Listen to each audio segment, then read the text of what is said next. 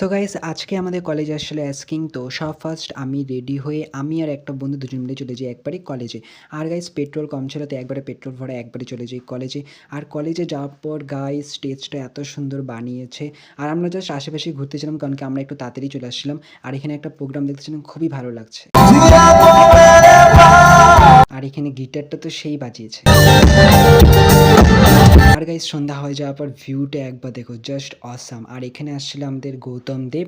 তারপর এখানে ভিড় দেখো গাইস, মানে পুরা ভিড় হয়ে গেছিলো অ্যাস্কিংয়ের জন্য। আর আমরাও এখানে অনেকক্ষণ ধরেই ওয়েট করতেছিলাম, দেখো সবাই মিলে কত ওয়েট করতেছি। তারপর ফাইনালি চলে আসছে আমাদের এখানে অ্যাস্কিং। আর গাইস গানগুলো এত সুন্দর লাগছে, চলো তোমরা একটা শোনো।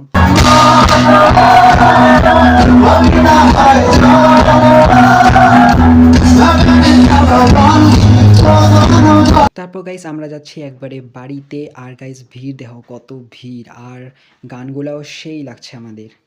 সো গাইস তো চলো এখন যাচ্ছি, আর আজকে অনেক মজা আসছে, অনেক অনেক মজা। তারপর ভাবছি এখানে কিছু খাইনি, তো আমাদের বন্ধুই পার্টি দিচ্ছেই, তো আমরা এখানে 3টা কর্নেটো নিয়েছি। কর্নেটো খাইতে খাইতে একবারে যাচ্ছি বাড়ি সব বন্ধুরা মিলে। তো চলো গাইস বাই।